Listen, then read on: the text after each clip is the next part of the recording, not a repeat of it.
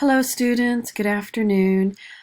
This message and video is going to be a review of the literature for Unit 1, a review of Antigone, and more specifically a review of key and pivotal scenes from the play. Now some of this information you will immediately recognize from other videos that I've released. Again, it's not necessarily new information, it is a review of the play, but it's going to be a focused review of the play in that I'm going to look very closely at a couple of scenes, and I just want to show you how I do a close reading of a text, right? And by a close reading, I mean like really digging into a very specific passage and sometimes breaking it down even line for line, okay? So that's what I mean by close read. And this is a strategy in studying and analyzing literature. And so what I do when I'm breaking down the literature that way and kind of, I guess the word, I don't like the way it sounds very much, but some people will use the word deconstructing the literature, right? I just like to say we're analyzing it, we're doing a close reading, and from our observations that we make or that I'll be making in that close reading, making some inferences, and then from the inferences drawing some conclusions about the literature from those scenes, and in that way building an argument about a specific scene or passage, or about maybe one of the themes in the play, one of the big ideas, or even just an argument about a character, okay? So a lot of times when instructors say analyze this, or an English instructor says analyze the literature, I know that that can still be a very kind of general or broad instruction. What do you mean by analyze? How do you want us to analyze?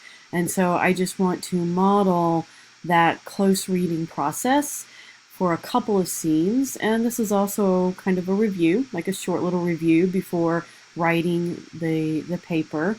And also, of course, modeling that close reading strategy. But this is a strategy you can use in all of your papers for the class. And so I'm just going to go ahead and jump right into it. And as always, let me know if you have any questions. And by the way, if you are noticing a black lab in the background, that is one of my office mates, Buddy.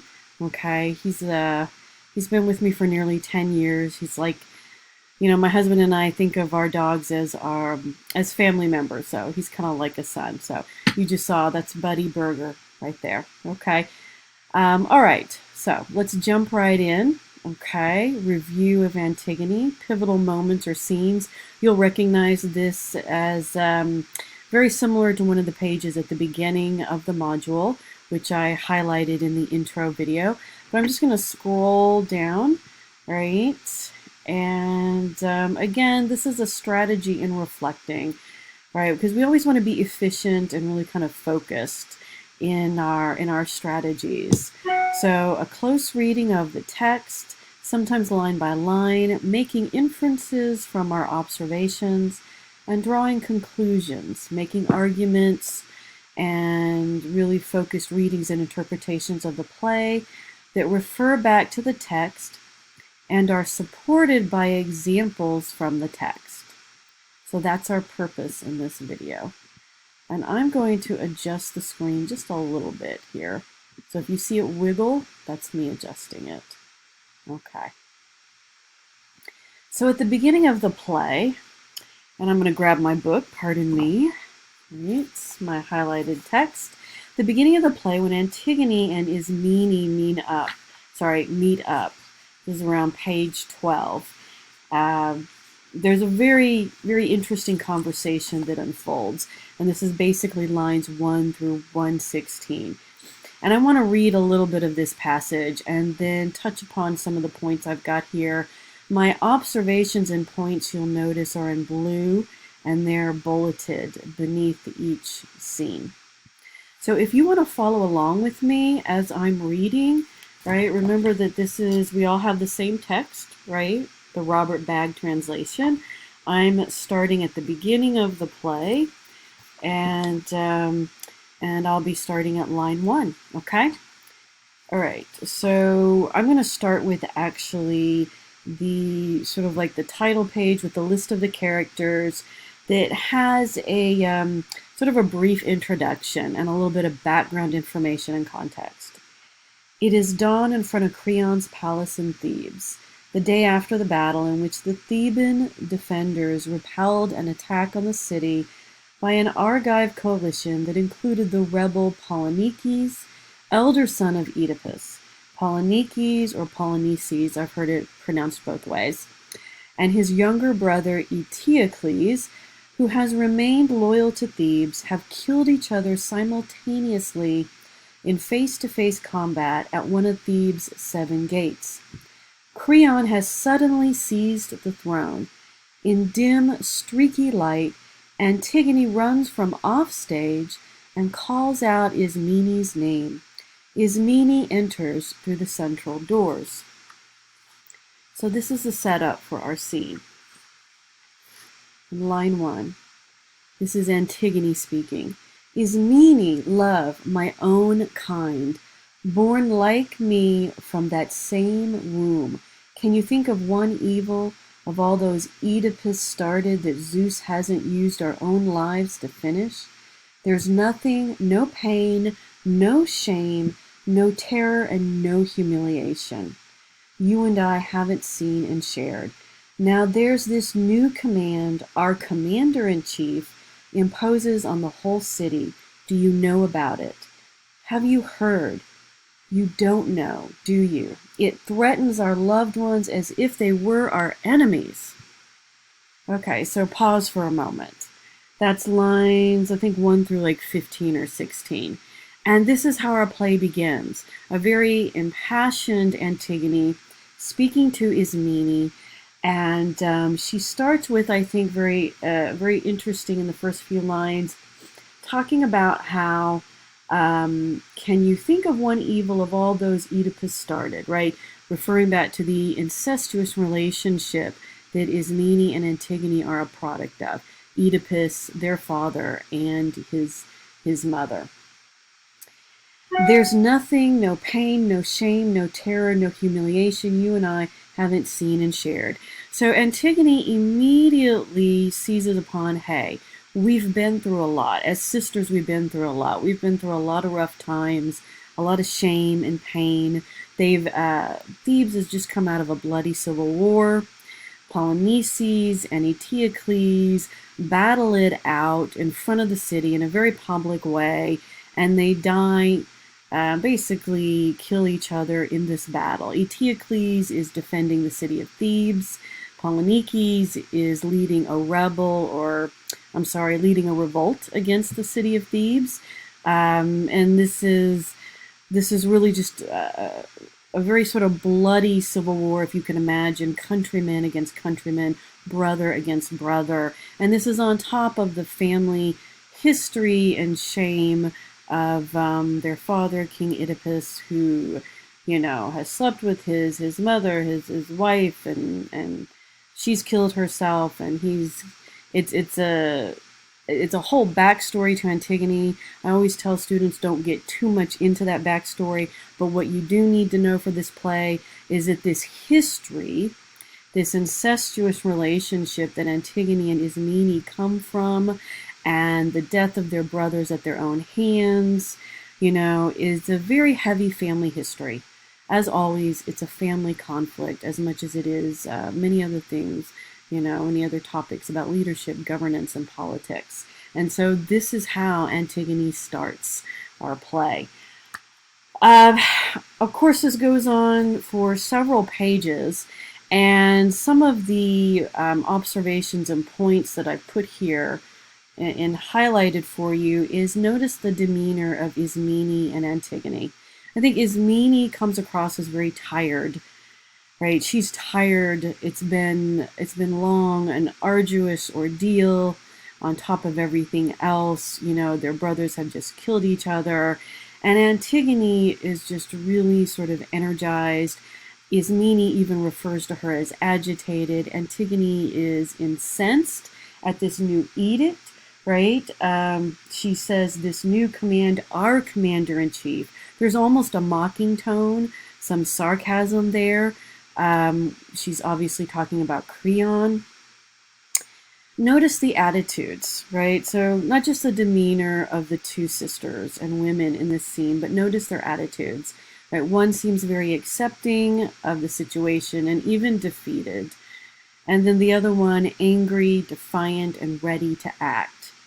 And so one of my questions to you from this scene, and I think this is an important observation, how does Antigone present her case to Ismene?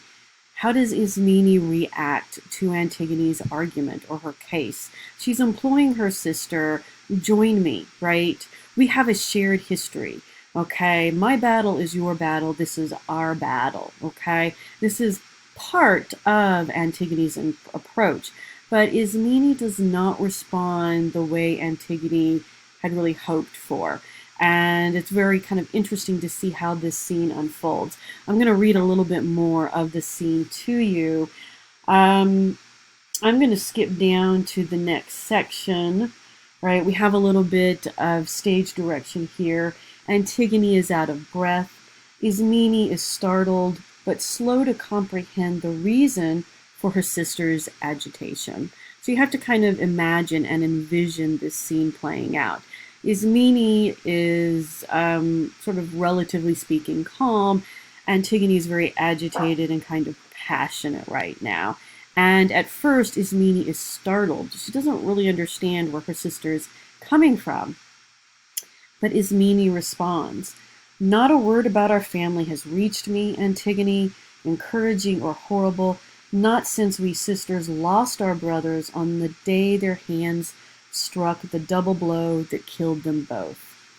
And since the Argive army fled last night, I've not heard anything that could improve our luck or make it any worse. I've not really heard anything that's good or bad. You know, the situation's pretty much the same." Antigone's response, "That's what I thought, and why I've brought you out past the gates, why I've brought you outside of the city, where no one else can hear what I say." And then Ismene responds, "What's wrong?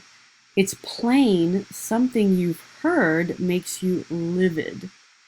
And here is Antigone's response. "It's Creon, the way he's treated our brothers. Hasn't he buried one with honor, but he's shamed the other, disgraced him?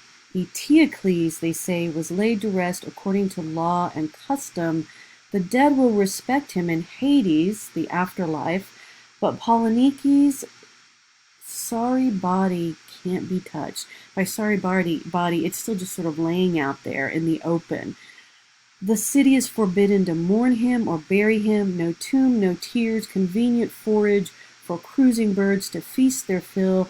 That's the clear order our good general gives you and me."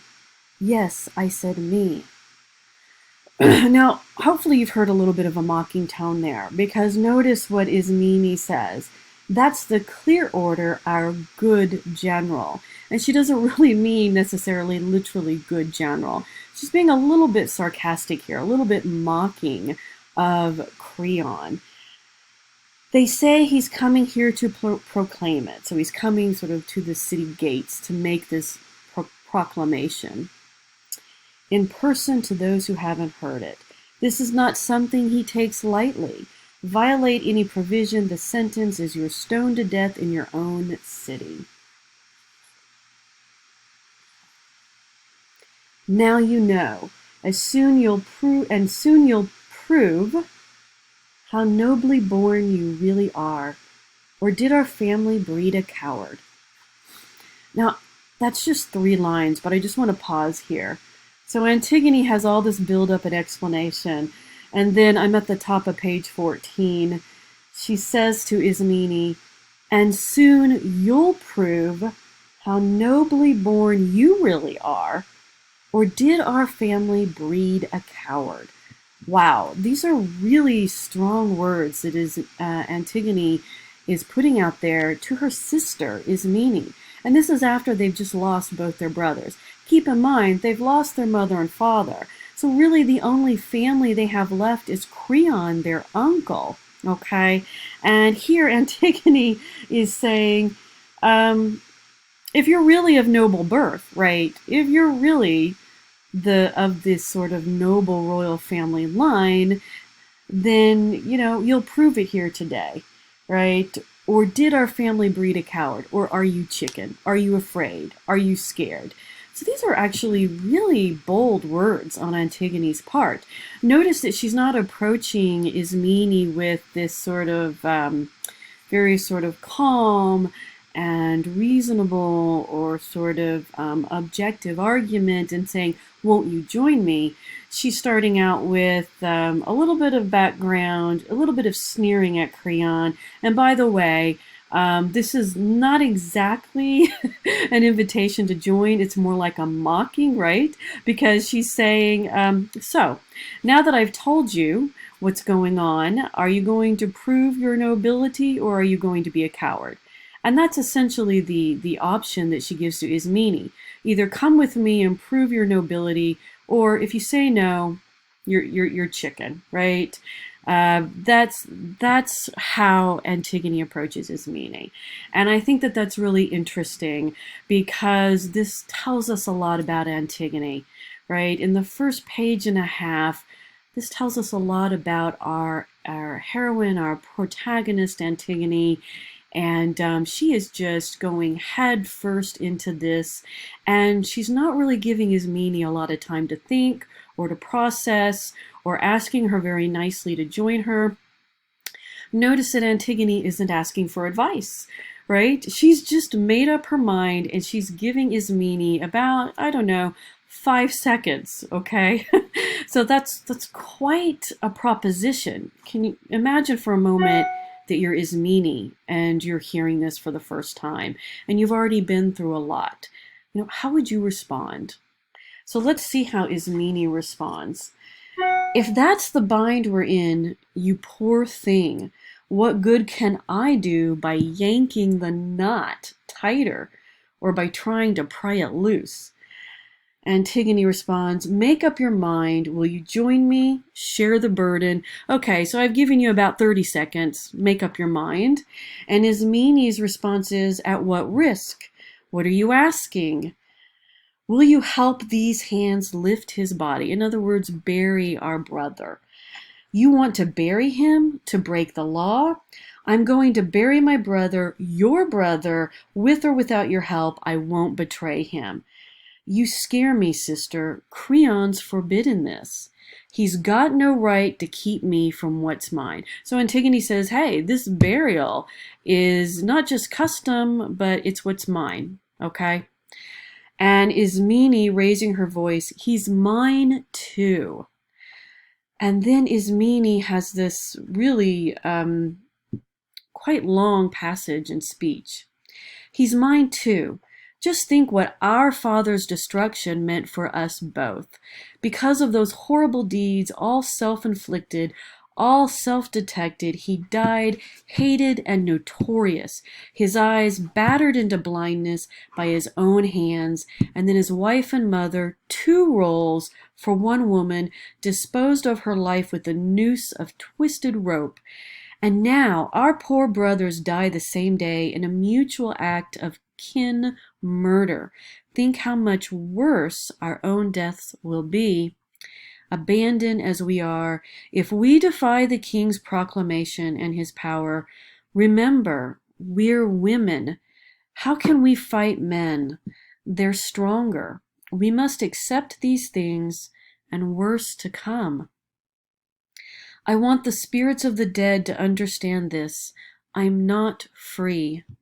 I must obey whoever's in charge. It's crazy to attempt the impossible. So again, I'm going to ask you, what do we know about this character, right? We've just met Ismene, and listen to what she's saying. We're just women, right? But even before that very sort of defeated stance, she really goes back to family history and reflects on this shared tragic family history, their father, Oedipus, and the fact that he has married his mother and had this incestuous relationship and, gouged out his eyes, and their mother killed herself. I mean, imagine all of this playing out in front of the city, this very public sort of family drama. And this is their legacy, right? In a society where women aren't treated as equals. And so this is what they're left with, this terrible family legacy. And Ismene is very sort of defeated and accepted this, and is not obviously very optimistic. As a matter of fact, she's not optimistic at all. She's very pessimistic. And notice the words, "I'm not free."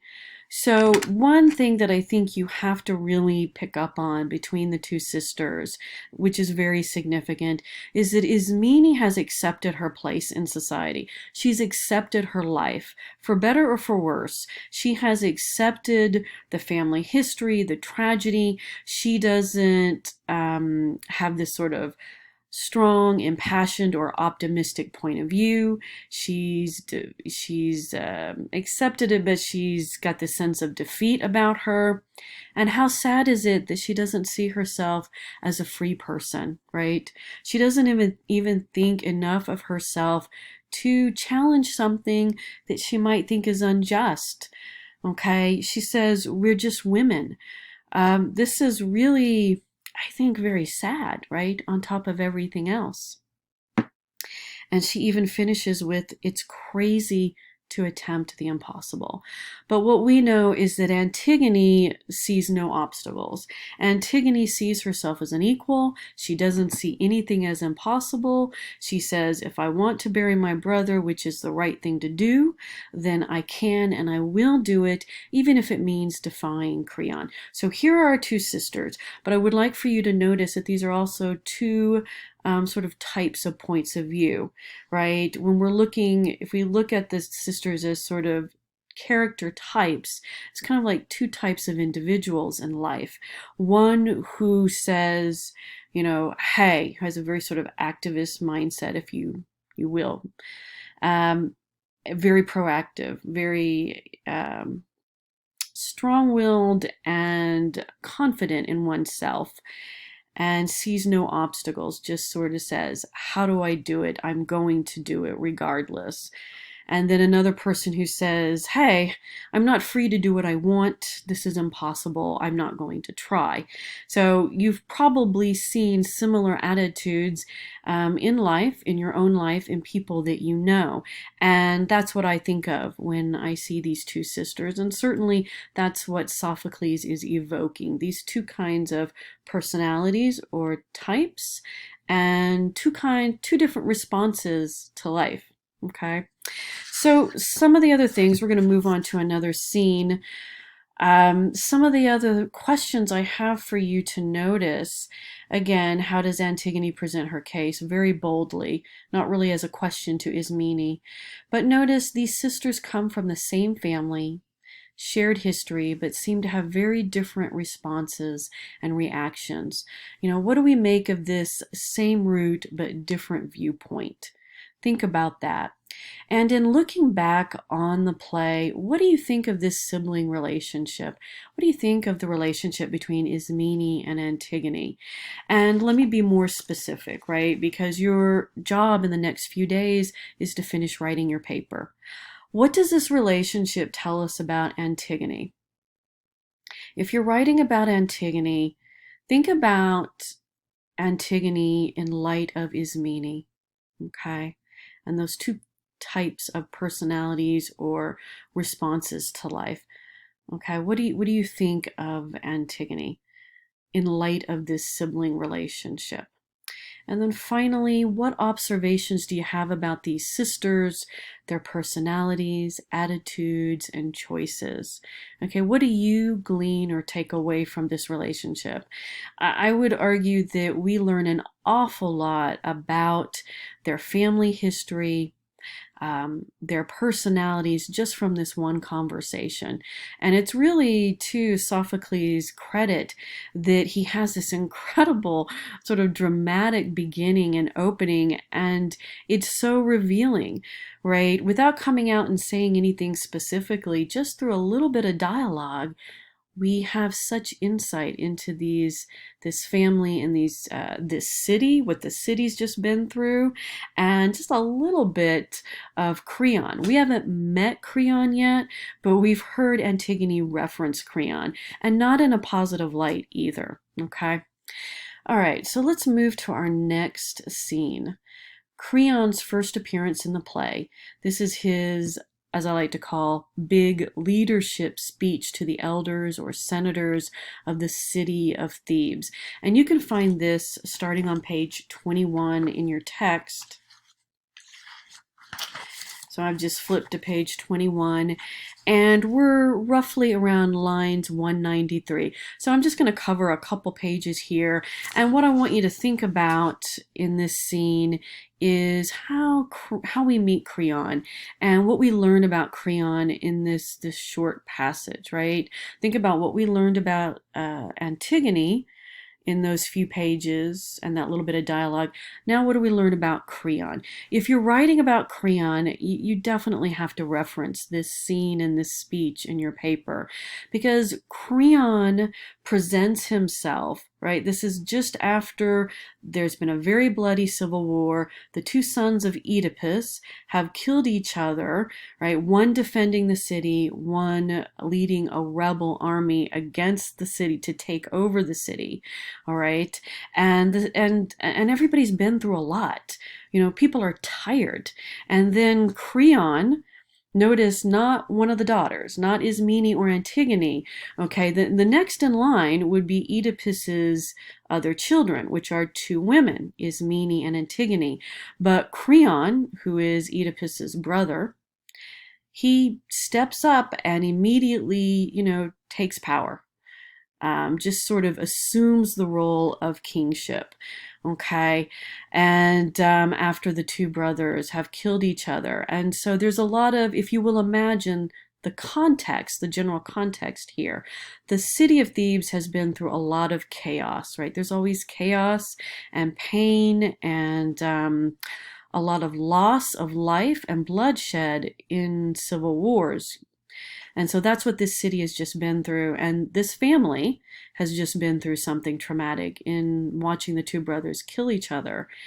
So this is the context and our backdrop. And Creon, we're told, quickly assumes power, and he presents himself and his case to the elders of the city. And this is what he tells them. Again, page 21. Around lines 193, I'm just going to read a little bit and you can follow along with me. Men, we have just survived some rough weather. Monstrous waves have battered our city, but now the gods have steadied the waters. I sent my servants to gather you here because of all my people I know your veneration for Laos' royal power has never wavered. When Oedipus ruled our city and then was struck down, you stood by his sons, Eteocles and Polynices. Now both have fallen together, killed in one lethal exchange.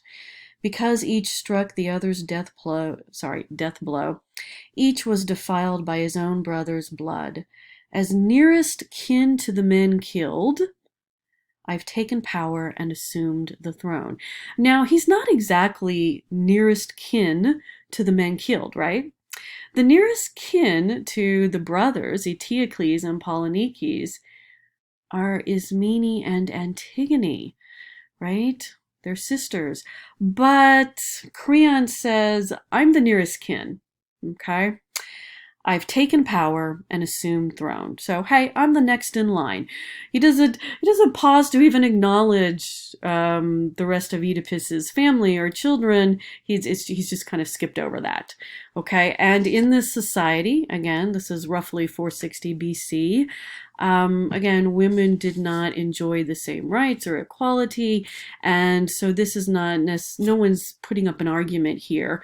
If Antigone and Ismene want recognition as next in line and saying, hey, this is our inheritance, one of us deserves to, take, step up to the throne and rule as next in line, they're going to have to make that, they're going to have to assert themselves. They're definitely going to have to assert themselves because it is not necessarily going to be assumed. Notice that Creon says, men, we have just survived. Okay, this is a patriarchal society. This is a male-dominated society. Now, this might be a little bit hard for some of us in 2020, and I do understand that, and I want to just sort of pause and acknowledge that, for all of the wonderfulness that is Sophocles and Greek tragedy, yes, it is written in the context of a male-dominated society, a patriarchal society. And Sophocles is part of that patriarchy, right? But he's also kind of touching upon that in this play that's being performed to his audience. Roughly 460 BC. So that's kind of an interesting thing to keep in the back of your mind because this is a little bit unusual here, right? A play about a woman who really asserts herself. Certainly, Creon does not want that. He does have a bit of a personal agenda here, right? So he has basically laid out his argument and rationale for why he has assumed the throne. As nearest kin to the men killed, I've taken power and assumed the throne. You cannot measure a man's character, policies, or his common sense until you see him at work enforcing old laws and making new ones. To me, there's nothing, I'm going to flip the page, nothing worse than a man while he's running a city who fails to act on sound advice, but fears something so much his mouth clamps shut. Nor have I any use for a man whose friend means more to him than his country. Believe me, Zeus, for you miss nothing, I'll always speak out when I see Thebes choose destruction rather than deliverance. I'll never think our country's enemy can be my friend. Keep this in mind. Our country is the ship that must keep us safe. It's only on board her, among the men who sail her upright, that we make true friends. Such are the principles I will follow to preserve Thebes' greatness. Akin to these are my explicit orders concerning Oedipus's sons.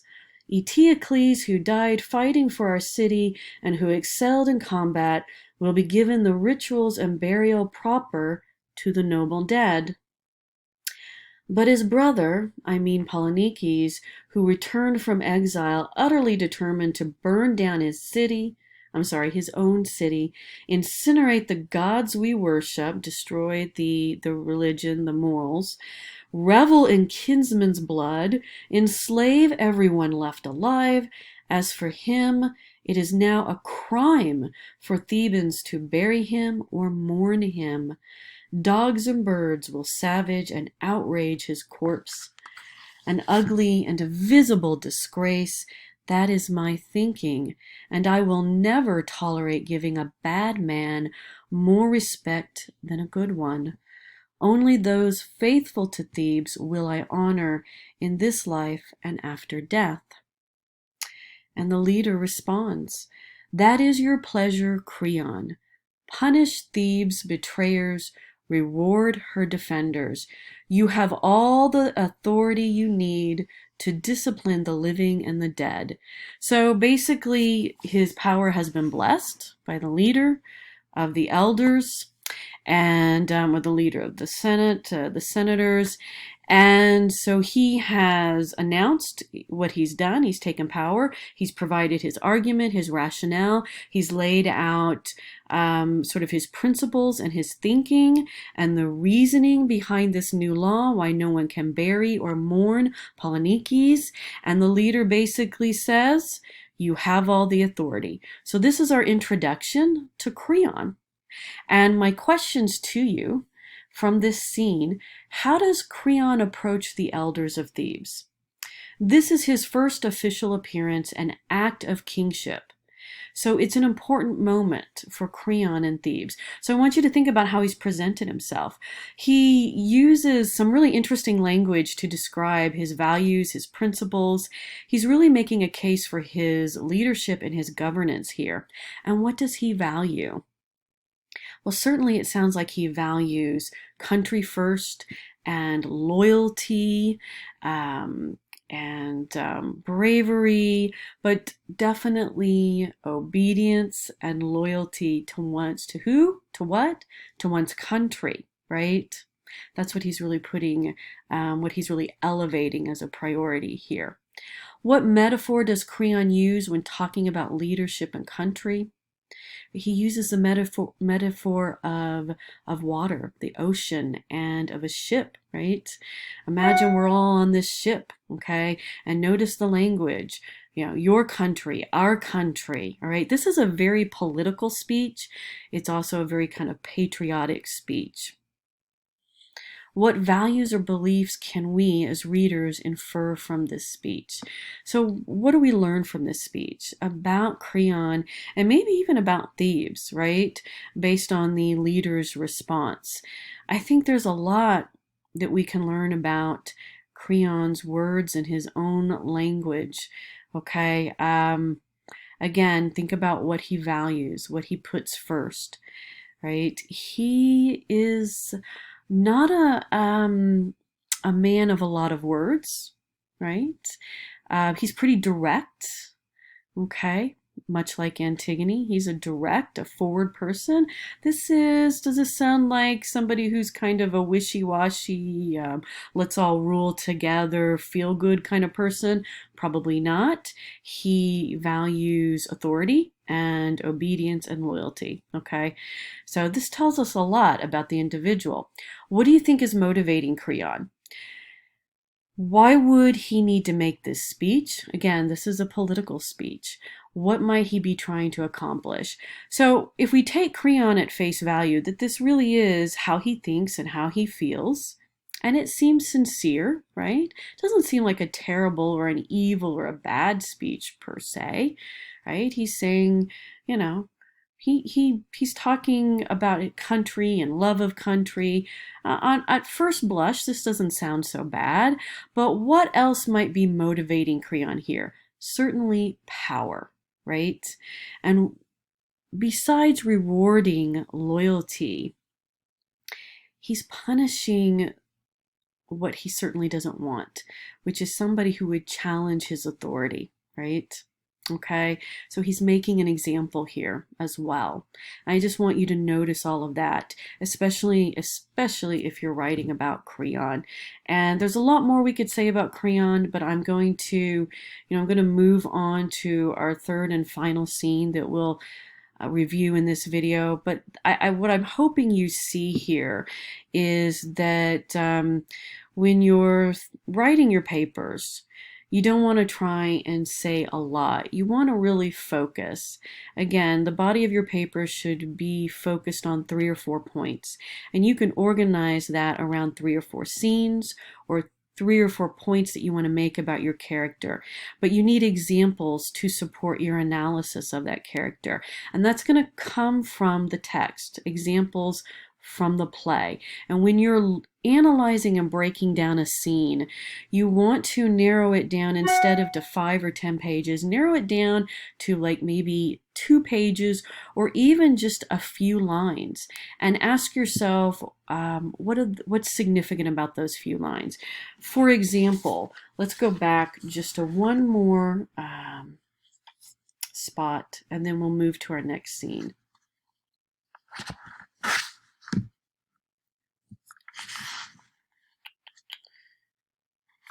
How about lines 220? Keep this in mind. Our country, right? Our country, yours and mine, is the ship that must keep us safe. It's only on board her, among the men who sail her upright. How do they sail her? They sail the ship in an upright way, that we make true friends. What are the meaning, or what is the meaning, one possible meaning of these three lines? What do you think he's saying to people? What might be the motivation behind these lines? When Creon says upright, right, that's an important value there. He mentions true friends. Okay, again, he's talking about loyalty and betrayal here, right? What does he not want? He doesn't want anyone to betray him, to betray the country, the city, to betray him or his challenge his power. Okay, that's one possible reading or argument. So that's a close reading, and that's kind of what you want to do in your paper, is demonstrate your thinking and use examples, specific examples. Okay, so the last scene that I want to look at, and I know I've got a number of bullets here and sub-bullets, is Creon and Antigone's face-off on page 34 through page 40. I'm not going to read all 6 pages. I just want to touch upon a little bit of this scene. This is a very important scene. And if you go to page 34, around lines 478, I think it's very interesting. After the guard delivers Antigone, and the guard exits, and Creon turns to Antigone, and the first thing he says to Antigone, explain something to me without elaborating. Okay, so don't give me any details. Explain something to me without elaborating. Were you aware of my decree forbidding this, forbidding the burial of Polynices? And that's a pretty direct question, right? He just wants to get straight to the point. And here's Antigone's response. Of course I knew. Not a simple yes, but of course. We all knew. We being, right, the city of Thebes. Creon responds, and still you dared to violate the law? He didn't say you violated me, you violated the law, right? And here is Antigone's response. She's not shy. I did it. Okay, right out of the gate. I did it. It wasn't Zeus who issued me this order. It wasn't the gods who issued me this order. And justice, who lives below, was not involved, okay? So it wasn't the gods or a sense of justice or duty. They'd never condone it. I deny that your edicts, since you, a mere man, impose them, have the force to trample on the gods' unwritten and infallible laws. Their laws are not ephemeral. They weren't made yesterday. They will rule forever. No man knows how far back in time they go. I'd never let any man's arrogance bully me into breaking the gods' laws. I'll die someday. How could I not know that? I knew it without your proclamation. Wow. Antigone references death quite a bit throughout this play. So I've always known I'm going to die. I'm going to die one way or another. This I knew of long before your edict. I'm at the top of page 36. If I do die young, that's an advantage. For doesn't a person like me, who lives besieged by trouble, escape by dying? My own death isn't going to bother me, but I would be devastated to see my mother's son die and rot unburied. I have no regrets for what I've done, and if you consider my acts foolhardy, I say, look at the fool charging me with folly. Wow, that is a powerful speech, and it is chock full of all kinds of interesting insights. So Antigone is not shy. She is very happy to accept responsibility. But I think it's very interesting to notice that, you know, on the top of page 36, around line 500, if I do die young, that's an advantage.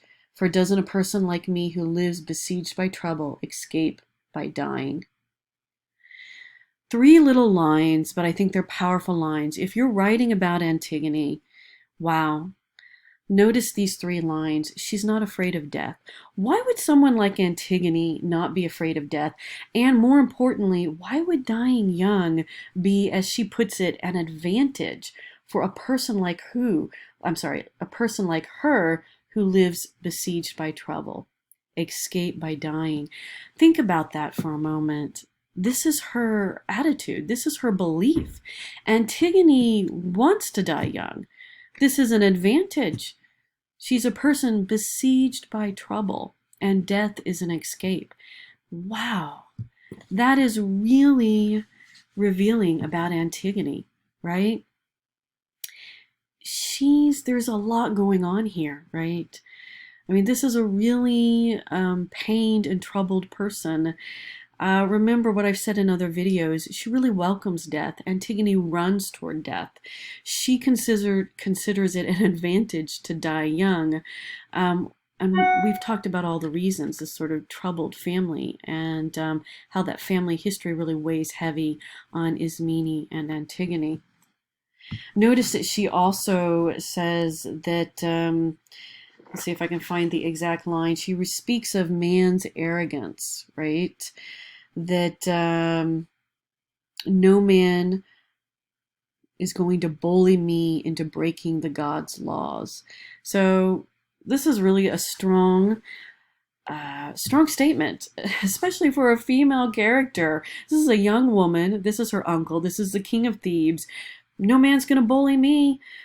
This is one of the reasons why many feminists will and have written about Antigone and really pointed to this play as an early feminist work. And I think that's very interesting, again, because who wrote it? Sophocles. A male-dominated society, patriarchal point of view, and yet a lot of feminists point to this as really Antigone being a strong, proud, early feminist hero and leader. So these are some interesting lines. And I'm going to finish up. Again, I don't want to go too long. I want to wrap up this scene. Let's look a little bit at some of the other lines. I'm going to keep reading. The leader responds. I'm on the middle of page 36.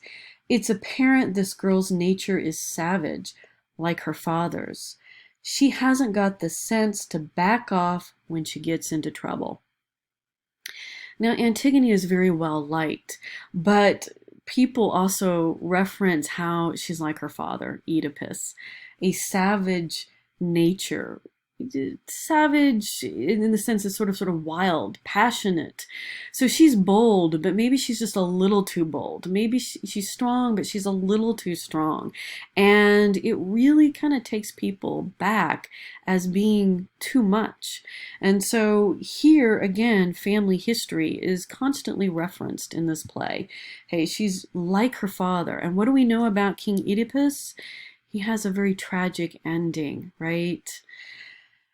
And then Creon responds, and this is the bottom of page 36. Stubborn spirits are the first to crack. It's always the iron tool hardened by fire that snaps and shatters. And headstrong horses can be tamed by a little iron bit.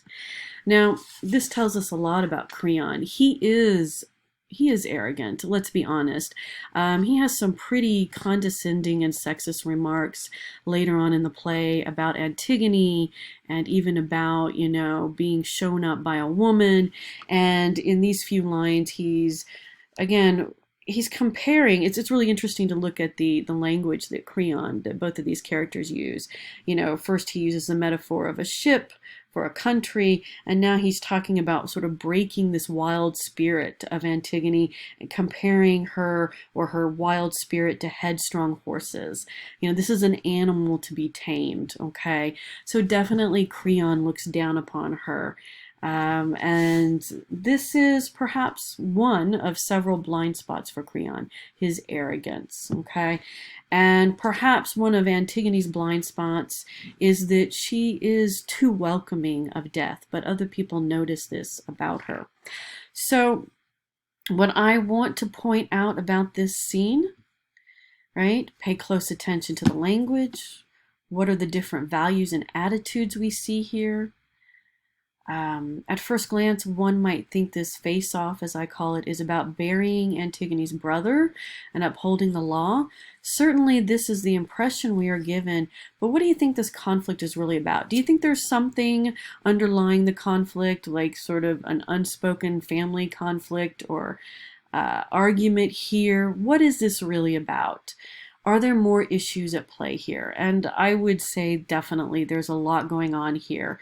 Uh, there is a gender and generational conflict in this play.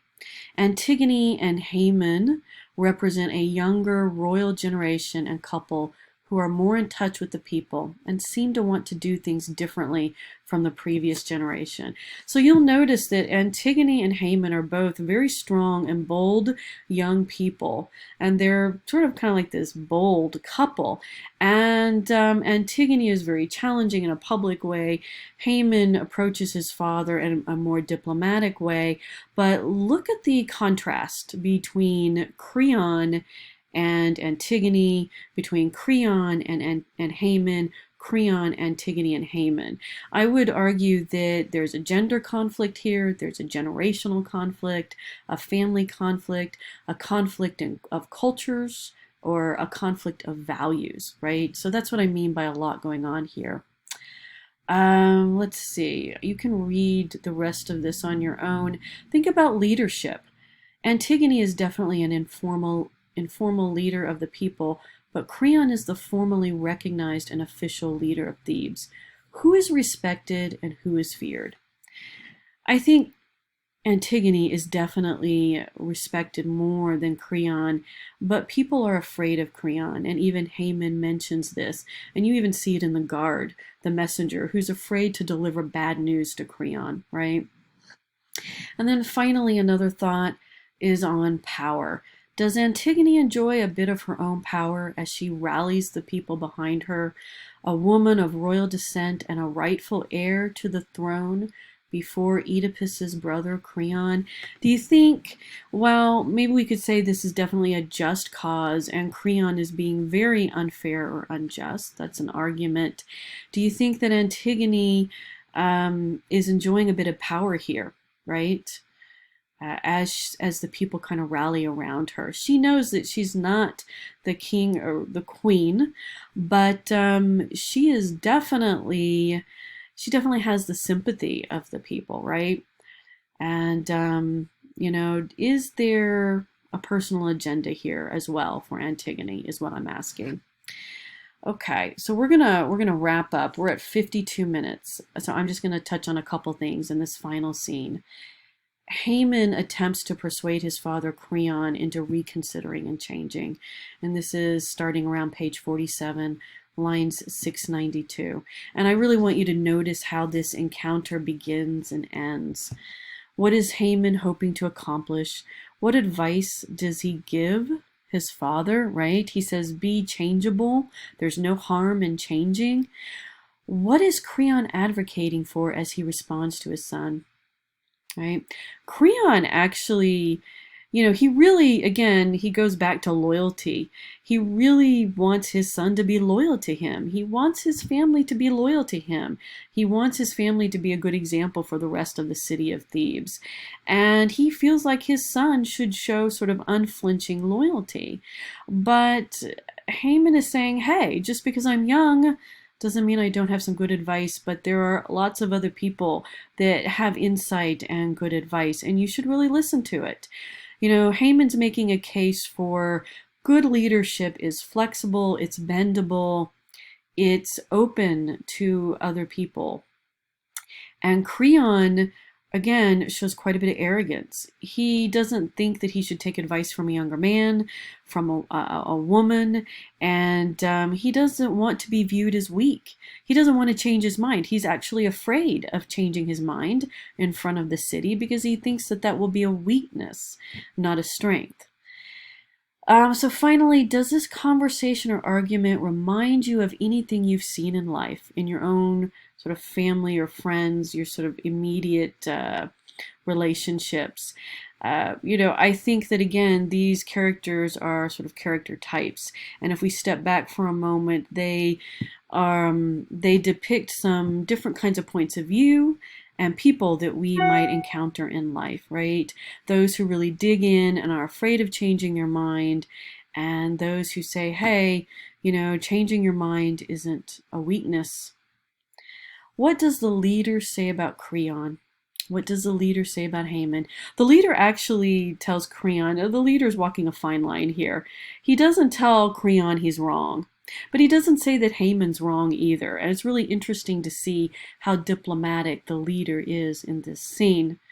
Okay, so we are at 54 minutes, and I just wanted to, again, share with you some highlights and just a good review of the play.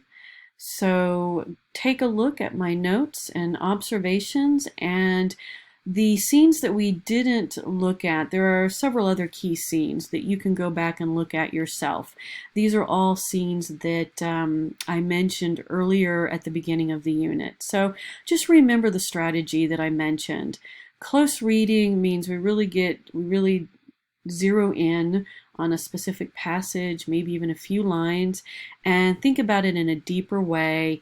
Ask questions, make inferences, draw conclusions, and make arguments about our character or the play from a close reading of those few lines or that short passage.